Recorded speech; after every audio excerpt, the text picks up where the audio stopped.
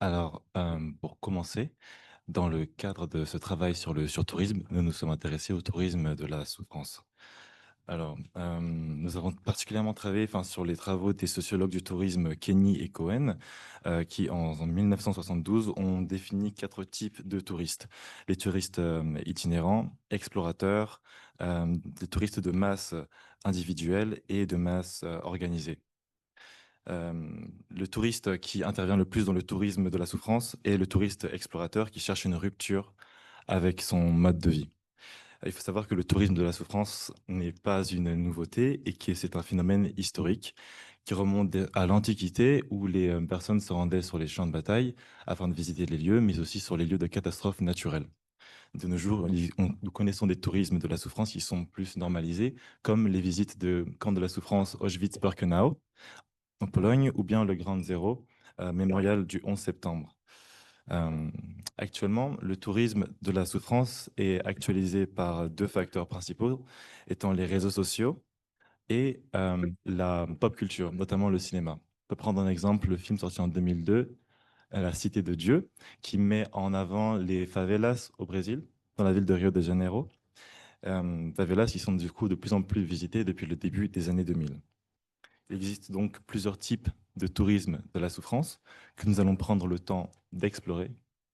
Nous allons parler du tourisme de bidonville, du tourisme sexuel et enfin de la chasse au trophée. Alors, pour cette étude, nous sommes concentrés sur le continent africain. Alors, pourquoi le continent africain? En fait, ce continent, il va cristalliser de nombreux types de tourisme de souffrance. Donc, c'est déjà les tourismes de la souffrance que nous avons évoqué, que nous allons évoquer dans ce développement, et en plus, plein d'autres tourismes de la souffrance.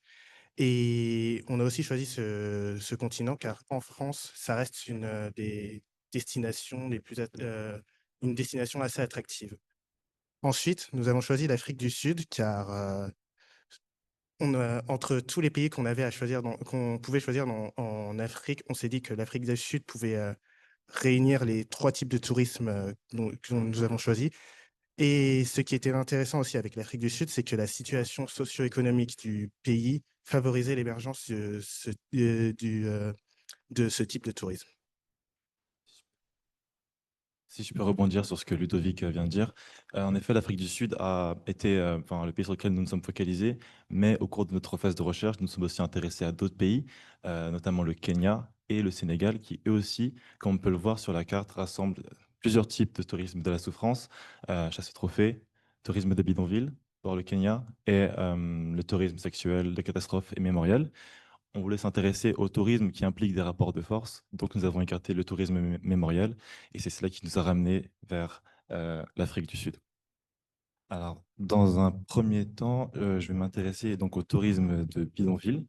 Alors, le tourisme de bidonville est assez particulier, car on peut l'identifier grâce à trois facteurs principaux: la population précaire, les habitations fragiles et le fait qu'il se développe en périphérie des métropoles. Dans le cas de l'Afrique du Sud, on va principalement parler de Soweto, car il s'agit du plus grand bidonville et bien township de ce pays-là. Il faut savoir que 24% de la population mondiale vit actuellement dans un bidonville. 800 000 visites de township ont lieu en Afrique du Sud tous les ans. Ça représente seulement dans le township de Soweto plus de 1000 emplois et que dans l'ensemble de l'Afrique du Sud, on peut comptabiliser 4297 bidonvilles. Comme je vous l'ai dit, Soweto est le plus grand d'entre eux. Il s'agit d'un bidonville qui rassemble actuellement plus de 3 millions d'habitants et qui s'étend sur une superficie de 200 kilomètres. Alors, concernant le tourisme de bidonville, il faut savoir que les agences de voyage ont deux approches principales que je vais développer ici.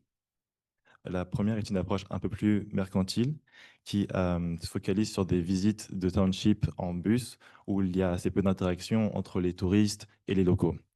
Ces interactions ces circuits touristiques sont vus un peu comme déshumanisants par les locaux, car le manque d'interaction crée de leur part le sentiment d'être se trouver dans un zoo humain. Euh, Ces agences de voyage aussi ont créé une sorte de cartographie des townships où ils mettent d'une part les townships qui sont, disons, safe pour les touristes, qui sont avec une sécurité plutôt satisfaisante, et d'une autre part les townships qui sont donc dangereux. Euh, Je pense à deux agences de voyage notamment. Je pense que c'est Responsible Travel, qui est anglophone, et euh, Tropicalement Vôtre, qui est francophone. Et donc, ces deux agences de voyage proposent donc des circuits touristiques en Afrique du Sud pour environ 2500 euros. La visite de township est souvent la première étape de circuit qui dure 7 jours et qui vont amener les touristes à se rendre dans l'ensemble du pays pour voir les métropoles, mais aussi donc les townships et donc prendre des souvenirs. La seconde approche qu'adoptent les agences de voyage concernant ce tourisme de bidonville est une approche qui se veut un peu plus éthique. C'est-à-dire que là, on a à souhait d'augmenter les interactions entre les touristes et les locaux, de mettre en valeur le partage de leur culture, notamment avec la visite de bars qui sont appelés là-bas les shebin, ou bien la dégustation de sandwichs qu'on appelle les quotas. Et aussi, on a une application beaucoup plus accentuée de la population locale qui est employée et qui va travailler de concert avec les agences de voyage. Donc, on peut parler de guides locaux. J'ai un petit exemple avec Étienne qui va vous en parler tout de suite. Oui, bien sûr. En fait, certaines agences privilégient la marche à pied, comme un guide qui s'appelle Tokwe et qui affirme que nous faisons tout à pied, car il est important que les visiteurs rencontrent les habitants, car selon lui, euh, on n'est pas dans un zoo. Tout simplement, voilà, il y a de plus en plus d'habitants qui décident de se réapproprier ces territoires et des initiatives comme celle de Tokwe se multiplient non seulement à Soweto, mais aussi dans d'autres townships comme Kalista et aussi Langa. Maintenant, j'aimerais aborder les inconvénients de ce tourisme de bidonville, du fait qu'il ramène énormément d'argent et que ce soit le modèle économique principal de ces bidonvilles-là. Cela crée une sorte de dépendance à cette économie, ce qui fait que euh, les différentes activités professionnelles finalement sont assez raréfiées.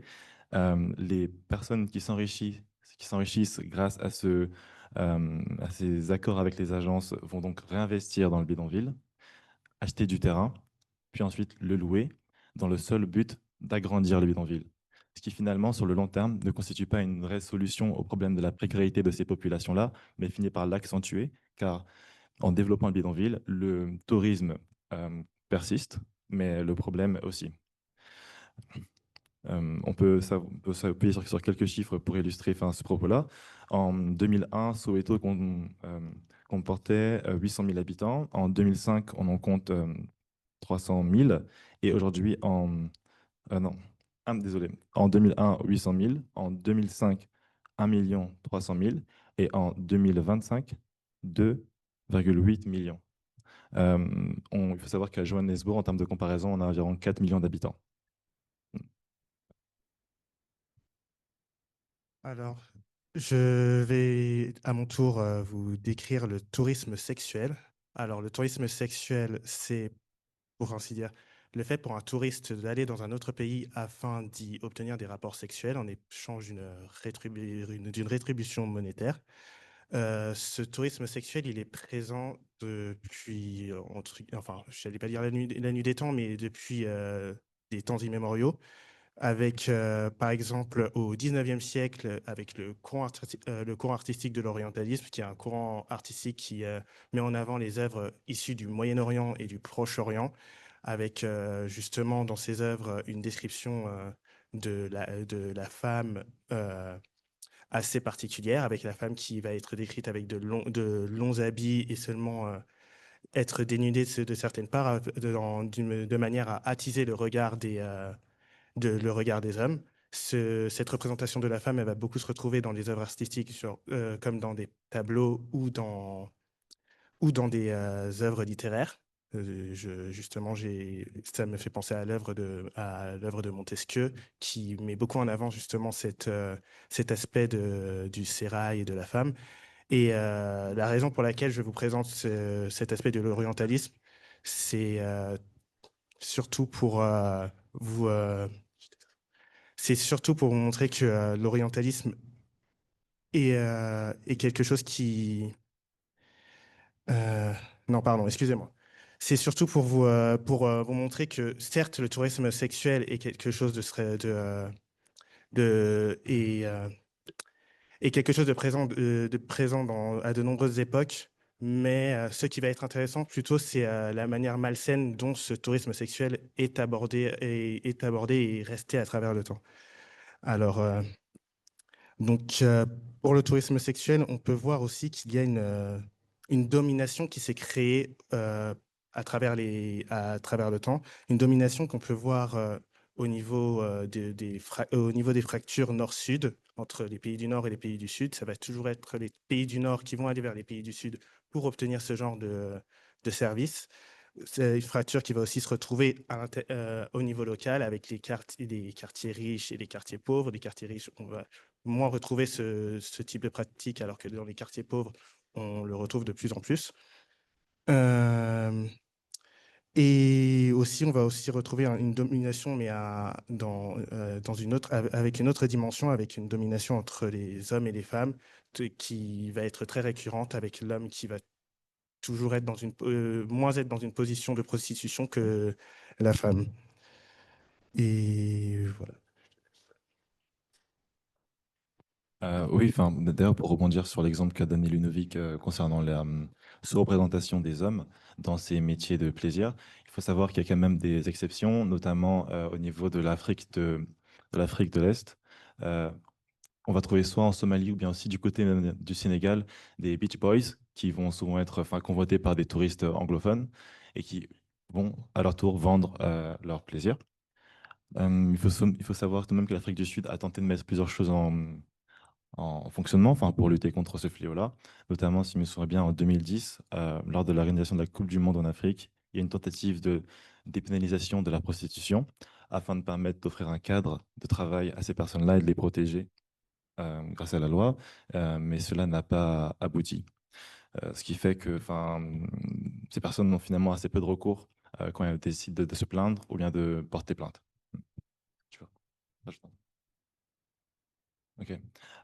Une autre partie du problème est le fait que les personnes vivant ou bien enfin, vivant de cette profession-là, euh, lorsqu'elles souhaitent communiquer leur détresse à la police ou bien à des institutions, peuvent être aussi violentées par des personnes qui font partie de ces institutions-là. Donc il y a une vraie détresse qui ne porte pas son nom et en même temps une réelle industrie qui s'est créée au fur et à mesure des années, car c'est extrêmement rentable, mais en parallèle, on peut dire qu'on a assez peu de données, car évidemment, c'est très difficile de trouver des chiffres par rapport à ce secteur. Etienne, tu veux enchaîner?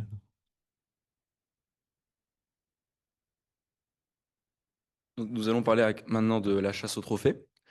Donc, qu'est-ce que c'est que la chasse au trophée? Donc, c'est une pratique qui consiste à faire une chasse sélective visant principalement les gros gibiers, comme par exemple les éléphants. Euh, c'est une chasse qui a des fins récréatives, avec comme habitude l'exhibition, par exemple, donc de trophées comme les corps d'animaux. Donc, l'Afrique du Sud euh, a un bénéfice de plus de 340 millions de dollars sur la chasse au trophée, avec plus de 17 000 emplois créés. Euh, cette activité euh, est en grande partie certaines pratiques de cette activité est en grande partie controversée, avec par exemple l'élevage clos ou le canet hunting, donc la chasse close, donc, qui par exemple regroupe plus de 6 millions en captivité dans plus de 200 fermes. Et donc qu'est-ce que c'est que la chasse close? C'est le fait de chasser le lion dans ce cas-là dans un très petit espace pour éviter qu'il s'enfuit et qu'on le tue beaucoup plus facilement. Donc, ce genre de chasse est donc une menace pour la biodiversité et il y a un vrai problème derrière ça, enfin un effet derrière ça qui s'appelle l'aléanthropogénique, donc qui est une sorte de cercle vicieux. C'est-à-dire que plus on va chasser un animal, plus il va devenir rare et plus sa valeur va augmenter et plus il va être rentable pour les exploitants de le tuer. Euh, donc l'Afrique du Sud a donc un choix à faire. Euh, bien que beaucoup de pays en Europe comme la France, enfin, bien que beaucoup de pays dans le monde comme la France ou la Belgique euh, bloquent le transfert de ces trophées, d'autres pays en sont assez friands. Et donc l'Afrique du Sud a un choix à faire qui est soit euh, essayer de réguler au maximum ces chasses aux trophées, ou alors continuer dans cette voie-là au risque de voir certaines espèces disparaître, dans cette logique du profit. Pour apporter une conclusion à cette présentation, il faut se dire que l'Afrique du Sud, comme beaucoup d'autres pays, enfin, du Sud économique, est un pays enfin, qui va permettre à des touristes de trouver des sensations fortes et de, comment dire, réaliser des désirs qui ne sont pas possibles dans le nord économique où il y a plus de législation et de protection des droits humains et éthiques. Donc aujourd'hui, on a parlé du tourisme sexuel, du tourisme de bidonville et du tourisme, pardon, de la chasse au trophée. On se posait la question lors de nos recherches, enfin, on se demandait enfin, si la souffrance pouvait être un attrait touristique. Et c'est une question qui est assez compliquée à se poser quand on fait des recherches. Et au début, on avait un peu de mal à accepter les réalités et les chiffres qu'on voyait. Mais au fur et à mesure, on a dû accepter le fait que non seulement, oui, la souffrance était bien et bien un attrait touristique, mais qu'elle avait toujours été.